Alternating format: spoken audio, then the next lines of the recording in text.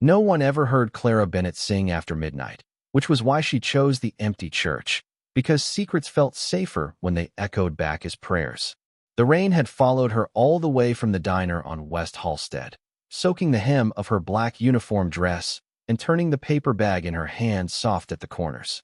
Inside were two things she could not afford to lose: a half-eaten sandwich from her shift and the small blue songbook her father had left behind before he died. St. Agnes Church was supposed to be locked by 11, but Clara knew the side door near the parish office still stuck when the weather turned cold. She had discovered it months ago while volunteering after Sunday service, cleaning wax from candle stands and pretending she did not come there because her apartment felt too small for grief. Tonight, she pushed the door open with her shoulder and slipped inside. The church was dark except for the red sanctuary lamp burning near the altar and a row of city lights bleeding through the stained glass windows. Rain tapped softly against the roof. Somewhere far away, a siren cried and disappeared. Clara stood in the aisle for a moment, breathing in the scent of old wood, candle smoke, and lilies that had begun to wilt beside the statue of the Virgin Mary. She was 27 years old, exhausted down to the bone, and carrying debts that did not belong to her. But here, for a few stolen minutes, she was not the waitress who smiled when men snapped their fingers. She was not the daughter of a dead man whose name still brought threats to her phone. She was not the girl Marcus Flynn's men had cornered behind the diner 2 nights ago, reminding her that kindness did not pay what her father owed. Here, she could breathe. Clara walked to the front pew and set her bag down. Her fingers brushed the faded cover of the songbook. The leather was cracked, the pages thin from years of being turned by hands stronger than hers. Her father had written her name on the inside cover in blue ink. Clara, sing When the World Forgets Your Voice. She closed her eyes before the tears could come. Then she opened the book to the only hymn she still knew by heart. At first, her voice was barely more than a whisper. Soft, uneven, careful not to disturb the silence. But the church took the sound and lifted it, carrying it into the arches, wrapping it around the altar, sending it back to her warmer than she had given it. Clara sang louder. Not beautifully at first, but honestly. Her voice trembled on the low notes, then steadied. It filled the empty church with something fragile and aching, something that sounded too much like hope to be safe. She did not hear the man in the last pew move. She did not see the shadow separate from the darkness near the back doors. Dominic Vale had come to St. Agnes for a meeting that should have ended before she arrived. He had stayed because Father Michael was late, because the rain was heavy, because men like Dominic did not like standing in the open where anyone could measure them. He was sitting in the last pew, dressed in a black suit beneath a long dark coat, one arm resting across the back of the bench, his expression unreadable. The most dangerous man in Chicago had been prepared for betrayal, business, confession, anything except her voice. Clara reached the final line and let the last note fade into the rafters. The silence afterward felt different. Too full, too alive. Her skin prickled. Slowly, she turned. At the back of the church, a tall man rose from the shadows. Clara's breath caught in her throat. She knew that face. Everyone in the city knew that face, even if they were smart enough not to say his name too loudly. Dominic Vale looked at her as if she had reached into his chest and touched something no one was supposed to find. Clara grabbed her songbook. "I'm sorry," she whispered. "I didn't know anyone was here." She stepped back, ready to run. Dominic's voice stopped her before she reached the aisle. Low, controlled, almost dangerous in its quietness. "Don't." Clara froze. His eyes moved from her face to the songbook in her shaking hands. "Don't stop singing." Clara did not move. The words hung between the pews like a command dressed as a prayer. Don't stop singing. No man had ever said that to her, as if her voice mattered. Men at the diner told her to hurry, smile, refill coffee, ignore the hand that lingered too long near her wrist. Marcus Flynn's men told her to pay what her father owed. Landlords told her grace periods were for people with better credit. But Dominic Vale stood at the back of St. Agnes Church, dark coat dripping rain onto the old stone floor, and looked at her as if silence itself had offended him. "I should go," Clara said. Her voice came out too small. She hated that. Dominic stepped into the aisle, slow enough not to chase her, controlled enough to make her understand he did not need to. The red sanctuary lamp painted one side of his face in low crimson light. He was taller than she had expected, broader, all sharp lines and expensive black wool. The kind of man who made a church feel less like shelter and more like a place where sins came to kneel. "What song was that?" he asked. Clara tightened her fingers around the blue songbook. "A hymn." "That is not what I asked." His tone did not rise, but the air changed. Clara swallowed. "It was my father's." For the first time, something moved in his expression. Not surprise. Recognition. Pain, buried so deeply it almost looked like anger. "Your father's name?" "Thomas Bennett." Dominic stopped 3 pews away. Rain tapped harder against the stained glass, blurring the saints into streaks of blue and gold. Clara watched his jaw tighten once, then still again. He knew the name. She saw it before he hit it. That frightened her more than if he had pulled a weapon. "Why?" she whispered. "Did you know him?" Dominic's eyes dropped to the songbook. "I knew a song." "That doesn't answer me." "No," he looked back at her. "It doesn't." Clara stepped backward and hit the edge of the front pew. Her paper bag slipped from the bench and fell open, the sandwich rolling across the polished wood. Heat rushed to her face. It was a stupid thing to feel ashamed of, a leftover sandwich, but poverty had a way of making even hunger feel like evidence. Dominic glanced down at it. His expression did not soften. Somehow that was worse. He did not pity her. He simply noticed everything. "You came here after work," he said. "You're soaked, exhausted, carrying food you didn't eat, and singing a song that no one in this city should still know." Clara's breath caught. "What does that mean?" Before Dominic could answer, footsteps echoed from the side corridor. Father Michael appeared near the sacristy door, silver-haired, anxious, a black folder pressed against his chest. When he saw Clara, his face changed. "Clara," he said quietly, "you shouldn't be here tonight." Dominic turned his head slightly. "Why not?" The priest looked between them, and the fear in his eyes was not for Dominic. It was for her. Clara felt the songbook tremble in her hands. "Father." Father Michael's gaze lowered to the faded blue cover. "Because that song is the reason your father died." Clara heard Father Michael's words, but for a moment they made no sense. "The song is the reason your father died." Her father had died of heart failure in a rented room above a laundromat, or that was what the county record said. He had been tired. He had been sick. He had been poor. Poor men died quietly, without mystery, without powerful men whispering in churches about songs and secrets. "No," Clara said. The word came out flat, almost calm, because panic had not reached her voice yet. "My father was sick." Father Michael looked away. That was the first answer. Dominic Vale gave the priest one glance, and the old man seemed to shrink beneath it. "Finish what you started." "Dominic," Father Michael said quietly, "this is not the place. You made it the place when you said it in front of her." Clara clutched the songbook against her chest. "Do not talk around me like I'm not standing here." Both men turned to her. The fear in her body sharpened into anger, and anger felt better than shaking. "If my father died because of this song, then I want to know why." Father Michael's face folded with regret. "Thomas came to me 2 weeks before he died. He was frightened. Not for himself. For you." Clara swallowed hard. "Why?" "Because he had copied something he was never supposed to see." Dominic's eyes lowered to the blue songbook. "Numbers." Father Michael nodded once. "Names. Dates. Transfers hidden through church charities, hospital donations, funeral funds. Marcus Flynn used mercy as a mask. Your father found the records and hid them where Flynn would never think to look." Clara looked down at the worn cover in her hands. The book suddenly felt heavier, no longer a memory, no longer a comfort, but a loaded thing. "In music?" "In the margins," Father Michael said. "In page numbers. In hymn verses. In notes only he understood." Clara opened the book with trembling fingers. Pages fluttered beneath the red sanctuary light.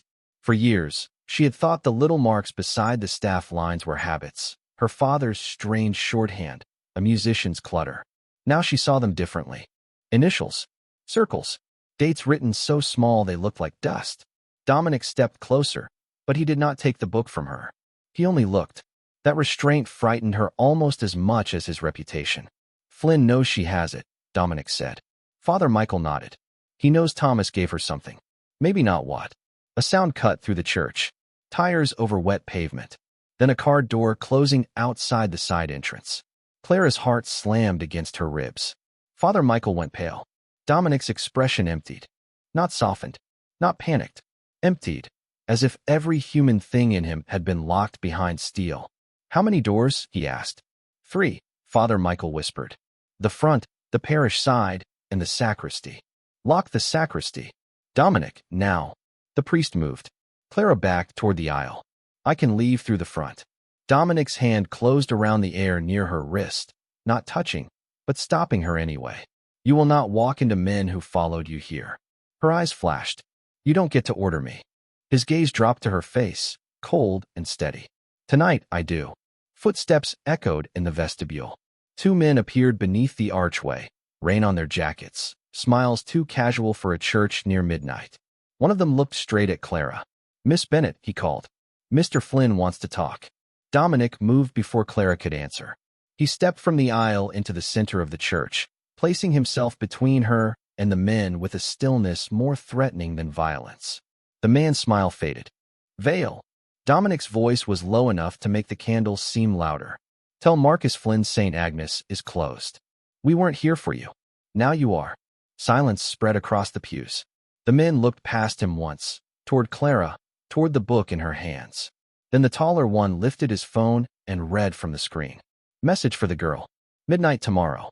Bring the blue book, or the priest becomes the first confession. Clara's blood went cold. The men backed out into the rain. Dominic did not follow. He turned to Clara instead. Pack whatever you need. What? You are not going home tonight.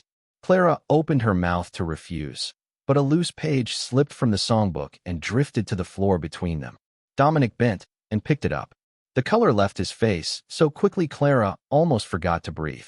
On the page was a faded photograph of a young woman singing beside Clara's father. On the back, in blue ink, were 2 initials, L.V. Dominic looked at the photo like it had wounded him. That was my mother. Dominic held the photograph like it weighed more than paper. Clara watched his thumb stop at the corner where the young woman's face had faded with time. She was beautiful in a quiet way, dark hair pinned back, one hand resting on the piano beside Thomas Bennet, her mouth open mid-song. Clara had seen that woman's face only once before, tucked inside her father's old songbook, but she had never known her name. L.V. Dominic did. Your mother? Clara whispered. Dominic did not answer immediately. The church seemed to hold its breath around him. Rain pressed against the stained glass. Somewhere near the altar, a candle flickered as if even the flame understood not to move too quickly. Lucia Vale, he said at last. His voice was flat, but Clara heard what it cost him. She sang this hymn every Sunday until the week she disappeared. Clara's fingers tightened around the songbook. Disappeared? Father Michael returned from the sacristy door, his face pale and lined with guilt. Dominic was 14. Dominic's eyes cut to him. Do not speak for my dead. The priest went silent. Clara looked from one man to the other, fear crawling slowly up her spine. My father knew her. Your father helped her, Father Michael said. He played piano for her at charity services. He drove her when she needed to travel quietly. He was one of the few people she trusted near the end. Dominic's jaw tightened. Near the end of what? Father Michael closed his eyes, and Clara realized he had been carrying this secret for years, maybe decades, waiting for it to rot or return. Tonight, it had returned in her hands. Lucia found out Marcus Flynn was using church donations to move money for men more dangerous than himself. She planned to expose him. Thomas helped her copy records. Then Lucia vanished, and Thomas spent the rest of his life hiding what they found. Dominic looked back at the photograph. For a moment, the dangerous man Clara had feared was replaced by a boy who had never been told why his mother did not come home. It lasted less than a second. Then the mask returned, colder than before. Flynn killed her. Father Michael said nothing. That silence was enough. Clara's stomach turned. And my father knew? Your father kept you alive by staying silent, the priest said gently. Clara stepped away from him as if the words had burned her. No. He let me think he died scared of bills and bad luck. He let me think we were nothing. Dominic looked at her then, really looked at her, and the force of it stole the rest of her anger. You were never nothing. Clara's throat tightened. She hated that those words from him, of all people, almost broke her. You don't know me. I know men searched a church at midnight for what you carry. He folded the photograph carefully and held it out to her, but his fingers brushed hers when she took it back. The touch was brief, controlled. Still, Clara felt it all the way through her. I know you sang my mother's song with your father's pain in your voice. She looked down, overwhelmed. It was just a song. Dominic stepped closer, not enough to trap her, just enough to make the space between them feel dangerous. No, he said quietly. It was the first honest thing I've heard in years. Clara raised her eyes. His expression had not softened, but something behind it had changed. Not tenderness. Recognition. Possession trying to disguise itself as protection. That does not make me your problem, she said. No, Dominic's gaze dropped to the blue songbook. It makes you flinch. He took out his phone and sent one message with his thumb. Within seconds, headlights swept across the stained glass from outside. Clara turned toward the doors, startled. What did you do? Made sure you leave alive. I'm not going anywhere with you. Dominic looked at her, the church shadows cutting sharp lines across his face. You will hate me for the next hour.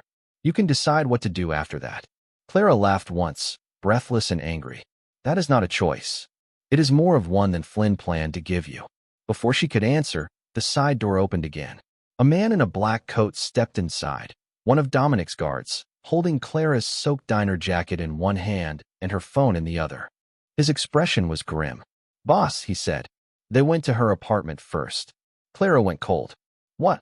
The guard looked at Dominic, then at the songbook in Clara's hands.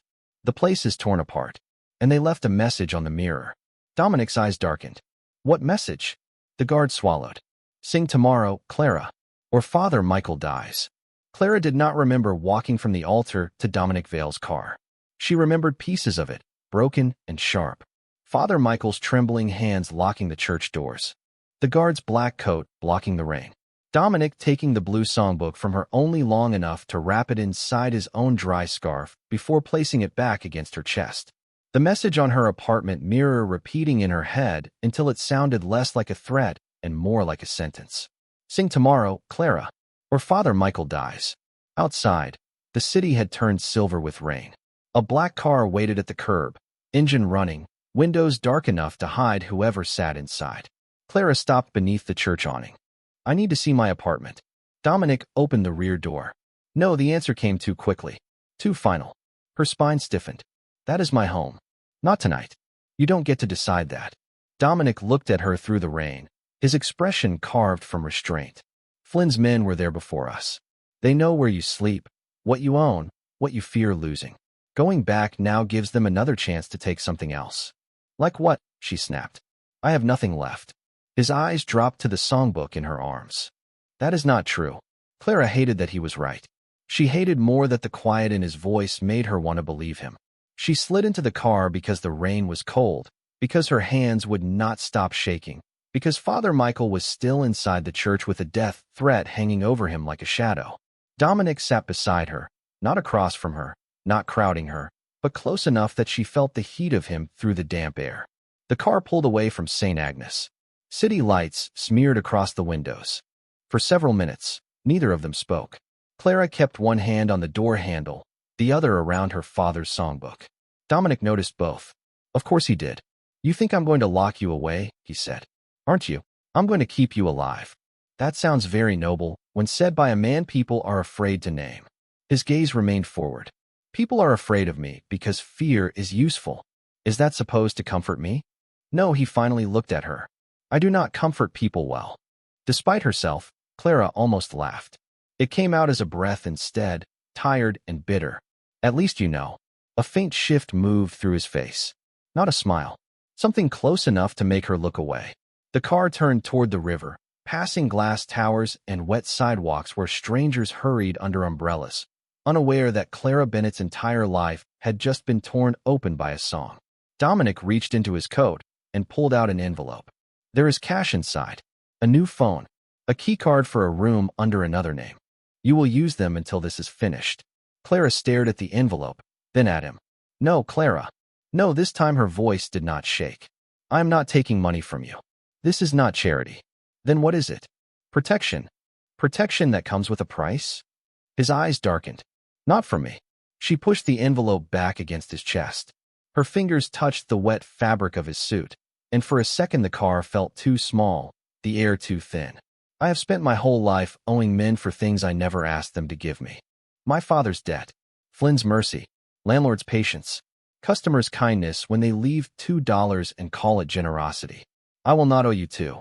Dominic looked down at her hand against his chest. He did not move away. Then don't owe me, he said quietly. Choose me. Clara's breath caught. That is worse. No, he said. It is honest. The car stopped in front of a private hotel entrance, hidden beneath a black awning and watched by two of Dominic's men. Clara turned toward the window, overwhelmed by marble, polished brass, and a world that had never been built for women like her. Dominic opened the door, but did not get out. You can walk away from the room. You can walk away from the money. You can even walk away from me. Clara looked at him. But, his voice lowered. But you do not walk back into Flynn's reach. Before she could answer, her father's songbook slipped open in her lap. A folded page, loosened by the rain, slid free and landed between them. Clara picked it up with numb fingers. It was a note in Thomas Bennett's handwriting, hidden behind the final hymn. If Dominic Vale hears Lucia's song, do not give him the last verse. Dominic read the note once. Then again. The car idled beneath the private hotel awning, rain ticking against the roof like impatient fingers, but neither of them moved. Clara watched the words in her father's handwriting blur at the edges because her eyes had begun to burn. If Dominic Vale hears Lucia's song, do not give him the last verse. The warning sat between them like a blade laid carefully on velvet. Dominic's face did not change. That frightened Clara more than anger would have. What does it mean? She asked. His eyes stayed on the paper. It means your father knew I would come looking for answers. That's not what I asked. He looked at her then, and the darkness in his gaze felt less like power and more like a locked room. No, it isn't. Clara pulled the note back before he could ask for it. Did my father think you were dangerous to me? I am dangerous to everyone. That is not an answer either. For a moment, the mask slipped. Only slightly. Enough for her to see irritation, grief, and something deeper he did not want named. Your father did not trust my family. Why? Because the Vale name was on every document Marcus Flynn touched. Clara went still. The hotel lights outside shimmered over Dominic's profile, cutting his face into gold and shadow. Your family worked with Flynn? My father did. The words were clean, empty, practiced. Before I took over. Before I understood how much of our empire had been built on favors that looked like charity and sins that wore church clothes. Clara looked down at the songbook in her lap. The blue leather felt warmer than it should have. So my father hid the last verse from you because it could expose your family. Dominic did not deny it. That was the worst part. Maybe. And you expect me to trust you? No, his answer came so quietly she almost missed it. I expect you to survive long enough to decide whether I deserve it. The rear door opened before Clara could respond. One of Dominic's men stood under a black umbrella, waiting. Dominic stepped out first, then turned back and offered his hand. Clara stared at it. The same hand that could order men to disappear. The same hand that had wrapped her father's songbook in a scarf so the rain would not ruin it. She hated how much both truths could exist inside one man. She did not take his hand. She stepped out on her own. Dominic did not react, but his guard noticed. Clara saw the small flicker of surprise before he lowered his eyes. The hotel entrance was private, all black marble, brass doors, and quiet money. No crowded lobby. No curious guests. Just a hidden elevator and two security cameras watching from the ceiling. Clara held the songbook tighter. Where are we going? Upstairs. That sounds like a trap. It is safer than your apartment. You keep confusing safe with controlled. Dominic pressed the elevator button. In my world, they are often the same thing. In mine, they are not. The doors opened. They stepped inside together, close but not touching. Clara kept her eyes on the mirrored wall and saw him watching her reflection, not her body, not the book, but her face, as if every breath she took mattered more than he wanted it to. The elevator rose in silence. On the 31st floor, Dominic led her into a suite with city lights burning beyond the glass like fallen stars.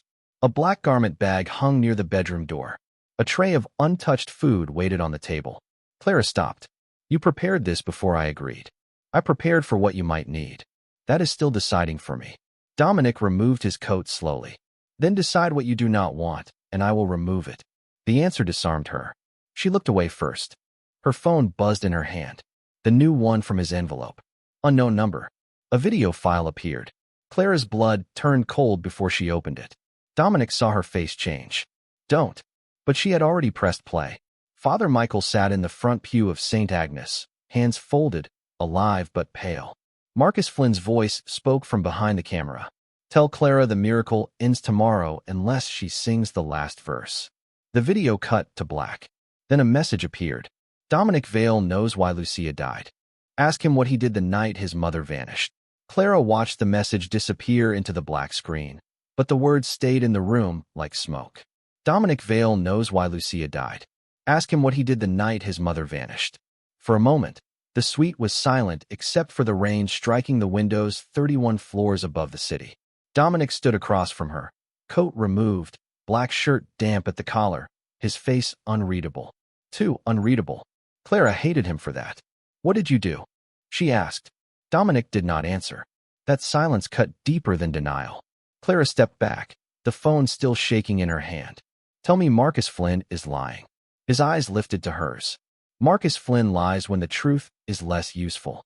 That is not an answer. No, he said quietly. It is not. Something in Clara's chest tightened until breathing hurt. She had followed him out of the church because Flynn had threatened Father Michael. She had let his men surround her because danger had already found her apartment. She had sat beside him in that car because, despite everything, Dominic had not touched her without permission, had not pitted her, had not treated her like a thing to be moved. And now she was standing in a hotel suite with a man who might have been part of the reason her father spent his life afraid. I need the truth, she said. Dominic's gaze moved to the blue songbook in her hands. The truth will not comfort you. I didn't ask for comfort. His jaw tightened once. Then he turned toward the window, the city lights reflecting against the glass around him like a crown made of fire and rain. I was 14 the night my mother vanished. My father told me she was unstable. He said she had been meeting men who wanted to destroy our family. He said she might run, and if she did, I had to tell him where. Clara went very still. Dominic's voice stayed controlled, but each word seemed dragged from somewhere raw. She came to my room after midnight. She was crying. I had never seen my mother cry. She told me not to trust anyone with him. Not my father. Not the church. Not even her. Clara looked down at the songbook. Her fingers went numb. And you told him? Dominic turned back to her. I was a child who believed the wrong monster. Clara felt the sentence hit her like cold water. Not an excuse. Not a confession designed to be forgiven. Just the wound, opened and placed between them. Did your father give her to Flynn? My father gave Flynn everything he wanted until the day I buried him. Dominic's eyes were dark now, no longer empty, but dangerous with memory. Then I took his empire and started cutting out the rot one name at a time. But not Flynn. Flynn had men inside churches, hospitals, charities, police auctions. He had documents with my family name on them, and enough ghosts to bury half this city. I could not touch him without proof. Clara lifted the songbook. And my father had it. Your father and my mother hid it together. The room seemed to tilt. Clara pressed the book against her chest as if it could hold her upright. Then the last verse is not just music. No, Dominic stepped closer, stopping before the space became a threat. It is a map. Clara's breath caught. To what? Before he could answer, his phone rang. He looked at the screen, and the change in his expression was immediate. Cold. Precise. Lethal. Marco. He listened without speaking. Clara watched the tendons in his hand tighten around the phone. Then his eyes moved to her. Father Michael is alive, he said. But Flynn's men are moving him. Clara's pulse shattered. Where? Dominic ended the call. To your apartment. Why would they take him there? Dominic looked at the songbook in her arms. Because Flynn thinks the last verse is hidden where your father died. Clara shook her head. My father didn't die in my apartment. No, Dominic said. But he lived there before you did. A hard knock struck the suite door. Once. Twice. Then Dominic's guard spoke from the other side. Boss, someone left a package at the private elevator. Dominic opened the door just enough to take it. A small white box sat in his hand, tied with church ribbon. Clara already knew she should not look, but she did. Inside was Father Michael's silver cross and a folded note written in red ink. Bring the miracle home. Dominic closed the white box with Father Michael's cross inside, and the sound was small enough to be gentle, final enough to feel like a verdict. Clara stood in the center of the hotel suite, barefoot on marble that cost more than a month of her rent, holding her father's blue songbook against her chest, as if paper could keep her from falling apart. Bring the miracle home. She knew what Flynn meant before Dominic said it. Her apartment. The place her father had lived before her. The place men had already torn open looking for the last verse. We're going, Clara said. Dominic's eyes lifted. No, he is Father Michael. Which means he wants you emotional, fast, and careless. He wants the songbook. He wants you to bring it where he can control the room. Clara stepped closer, anger burning through the fear. That apartment is the only place my father had left. If the last verse is there, I am not sitting in your hotel while someone else finds it. Dominic watched her for a long moment. Rain moved like veins down the window behind him. You do not enter first, he said. You do not leave my sight. I'm not one of your men. No, his voice dropped. That is why I am more careful. She hated that the words landed somewhere soft. 20 minutes later, Dominic's car stopped outside her building. A narrow brick walk-up squeezed between a closed liquor store and a laundromat with flickering blue lights. The street smelled of wet asphalt, garbage, and old steam rising from grates. Two of Dominic's men disappeared inside before she could open her door. Clara waited because she had promised nothing, but because she knew fear could make pride stupid.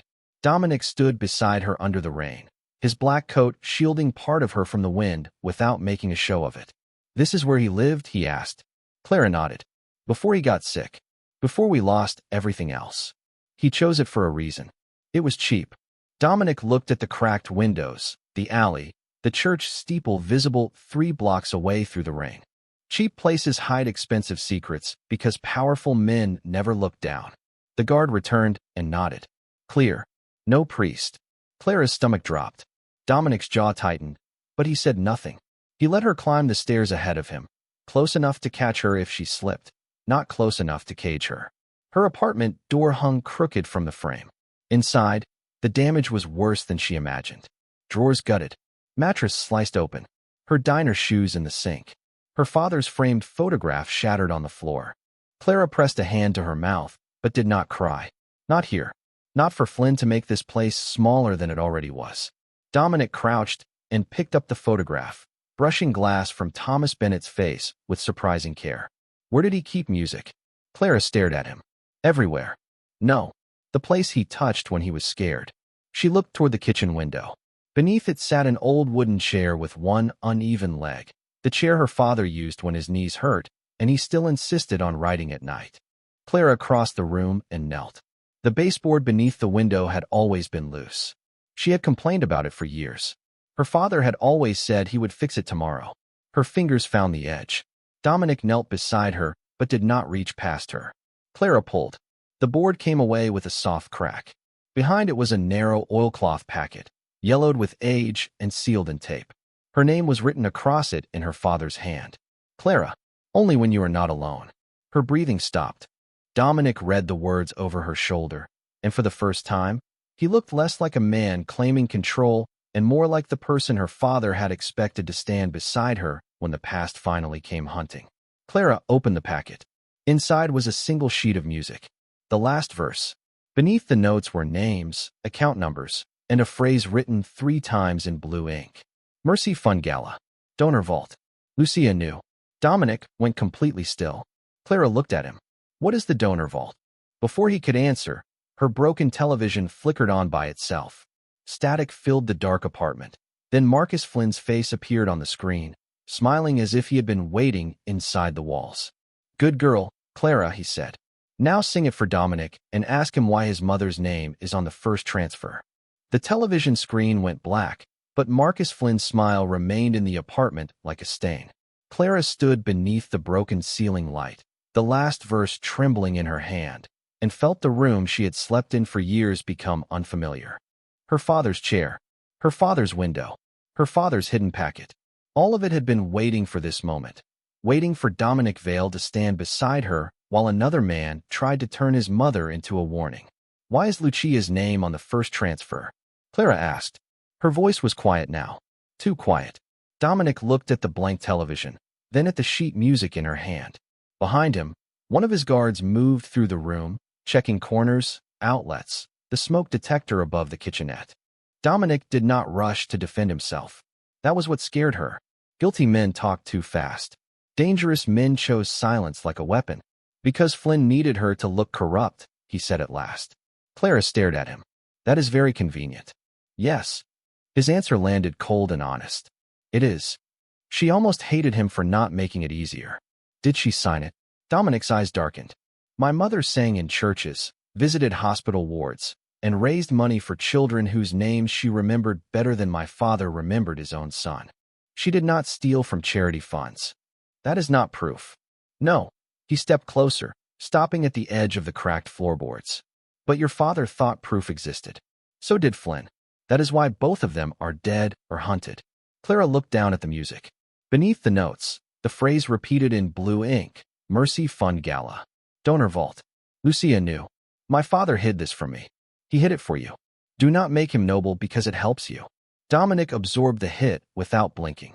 I am not trying to make anyone noble. I am trying to keep you alive long enough to hate the right people.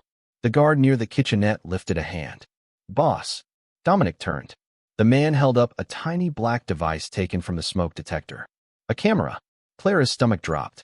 She looked at the room again, at the torn mattress, the shattered frame, the exposed baseboard. Flynn had not just searched her home. He had watched her return to it. Dominic's face went still in a way Clara was beginning to recognize as the moment before consequences. Leave it active, he said. Trace the signal. The guard nodded and disappeared into the hallway with the phone already at his ear. Clara backed away from the camera as if it could still touch her. He saw us find the last verse. Yes. Then he knows we know about the gala. Dominic looked at the page. He wanted us to know. Clara's throat tightened. Why? Because the donor vault cannot be opened quietly. He took the sheet only after she let him, studying the marks beneath the hymn lines. Mercy Fund Gala is tomorrow night. Every major donor, hospital executive, city official, and church trustee will be there. Flynn built that room to protect himself. Clara understood before he said the rest. And my father hid the proof there. Or hid the key to it there. Rain tapped against the broken window, soft and relentless. Clara folded her arms around herself. So what happens now? Dominic looked at her, and for once there was no distance in his eyes. Only danger sharpened by something personal. Now you disappear until I have the vault opened. Clara laughed once, hollow. You still think hiding me is the answer. I think living is useful. Father Michael is still in Flynn's hands. And Flynn will keep him alive as long as he believes you are coming. Then I am coming. No, the word cracked through the apartment. Not loud, but absolute. Clara stepped toward him, fury rising. You do not get to say no to me every time I become inconvenient. Dominic's jaw tightened. This is not about convenience. Then stop treating me like something fragile. His eyes dropped to the music in her hand, then to the bruises of exhaustion beneath her eyes. Fragile things do not stand in ruined rooms and argue with men like me. The words should not have hurt. They did because they sounded almost like respect. Clara swallowed it down. The title on that page says Lucia knew. My father wrote my name on the packet and said only when you are not alone. He did not mean I should hide behind you. He meant I should have someone beside me when I used it. Dominic went silent. Outside, sirens passed far away, swallowed by the wet city. For the first time, Clara saw the fight inside him. The instinct to control, the need to protect, and the unwilling recognition that she was not asking permission. She was choosing. If you walk into that gala, he said, Flynn will try to make you sing. Then I will sing. His eyes flashed. You do not understand what that room will do to you. I understand what silence already cost my father. Dominic looked at her for a long moment.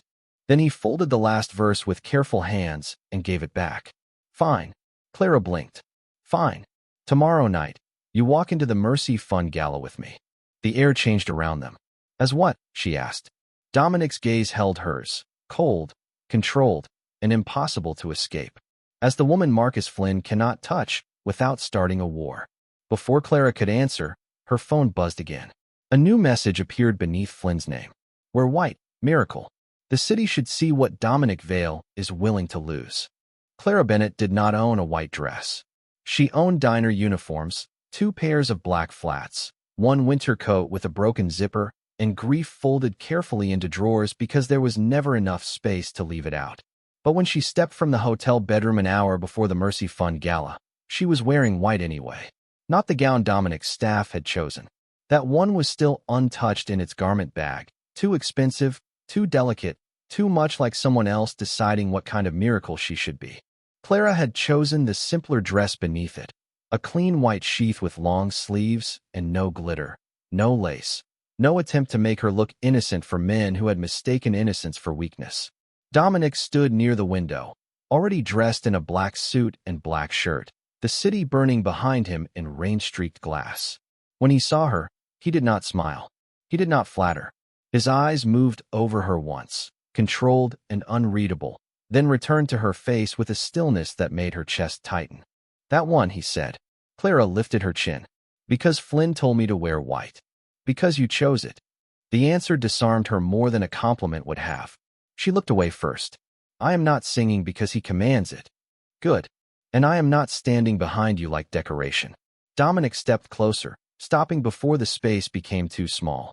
"You stand beside me." The Mercy Fund Gala was held inside the Astoria Grand, a hotel built for people who wanted charity to look like power. Crystal chandeliers poured gold light over marble floors. Cameras flashed near the donor wall.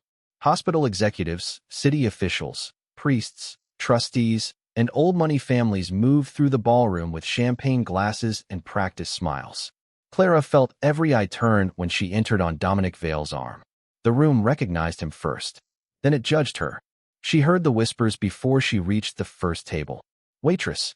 Bennett's daughter. Flynn's girl." "No, Vale's." Dominic's hand rested lightly at the small of her back, not pushing, not claiming more than she allowed, but steady enough to remind the room that she had not walked in alone. Clara kept her eyes forward. Across the ballroom, Marcus Flynn waited beneath the Mercy Fund banner, smiling in a midnight blue tuxedo like a man welcoming guests to a house he had already burned down. "Miss Bennett," he said when they reached him. "You look exactly as promised." Dominic's voice was quiet. "Speak carefully." Flynn's smile widened. "I was complimenting her." Clara met his eyes. "No. You were checking whether I obeyed." The guests nearest them went silent. Flynn's gaze sharpened, but his smile stayed. "Your father had that same unfortunate habit, mistaking courage for wisdom." Clara's fingers curled around the folded last verse hidden inside her clutch.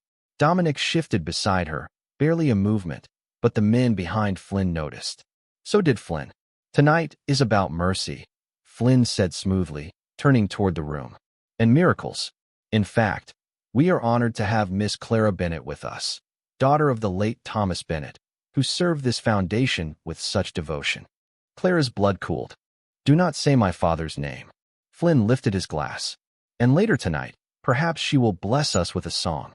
Applause began uncertainly, then grew because rich rooms were good at pretending cruelty was ceremony. Clara stood very still. Dominic looked at Flynn, then at the applauding guests, and when he spoke, the sound cut through the ballroom without needing volume. "Clara Bennett is not entertainment." The applause died. Dominic turned slightly, placing Clara not behind him, but clearly at his side. "She is here with me. Anyone who approaches her, pressures her, insults her, or mistakes her silence for permission answers to me." The room froze. Flynn's smile thinned. Clara felt the weight of the declaration settle over every table, every camera, every whisper. It should have felt like a cage. Instead, because Dominic had said her name before he said his warning, it felt like a door opening. Then a young man in a gray suit stepped from near the donor wall, his gaze fixed not on Dominic, but on Clara. "Miss Bennett," he said softly. "I'm Ethan Cole. My family manages the donor vault." Dominic went still beside her. Ethan offered Clara his hand. "And I believe your father left something there for you." Ethan Cole's hand remained extended between the chandeliers and the silence. Clara looked at it, then at Dominic. The room had learned to breathe quietly around him, but now even that seemed dangerous. Dominic did not move. That was how Clara knew he wanted to. "Your family manages the donor vault?" she asked. Ethan nodded.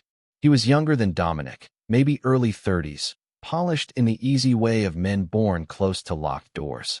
"My grandfather built the archive system for the Mercy Fund. Private donor records, sealed gifts, legal documents. Things people call charity when they want no one asking questions." Marcus Flynn watched from across the ballroom. Clara heard Marcus Flynn call her a miracle, and for one terrifying second, Every sound in the ballroom vanished except the blood beating in her ears. The spotlight waited for her. The microphone waited for her. The rich and powerful waited for entertainment dressed as obedience. Dominic stood beside her, his face carved from ice, but his hand lowered near hers in silent question. Not taking. Asking. You do not sing for him, he said under his breath. Clara looked at Father Michael's silver cross in Flynn's hand, then at the folded last verse hidden inside her clutch. Her father's handwriting seemed to burn through the satin. Only when you are not alone. No, she whispered. I sing for them. Dominic's eyes sharpened. Clara stepped forward before fear could pull her back. The room parted slowly, not out of respect, but because Dominic moved with her. He did not walk ahead. He did not shield her from being seen. He stayed at her side until she reached the small stage, then stopped just below it like a shadow that had chosen one person to protect. Flynn smiled into the microphone. Miss Bennett, the church has waited years to hear your father's hymn again. Clara took the microphone from him. Their fingers did not touch. She made sure of it.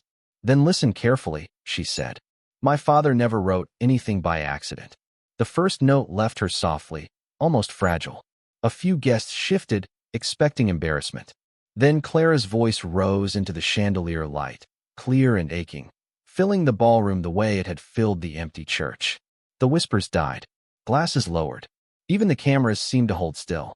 Dominic looked up at her, and the cold mask he wore for the world cracked just enough for Clara to see the boy who had lost his mother inside the man who had become dangerous enough to survive it. She sang the first verse, then the second. When she reached the last verse, she unfolded the hidden sheet with one hand. Beneath the notes, Thomas Bennett's tiny marks lined up like a second song. Numbers, initials, donor codes. Ethan Cole moved near the side doors. Dominic saw him and gave the smallest nod. Flynn saw it too late. His smile faltered. That verse is private church property, Flynn said, stepping toward the stage. Dominic moved between them. Let her finish. Flynn's eyes hardened. You don't know what she's unlocking. Dominic's voice dropped. I know exactly what my mother died trying to open. Clara sang the final line. As the note faded, the donor wall behind the stage flickered. The Mercy Fund logo disappeared. In its place appeared scanned pages from the donor vault.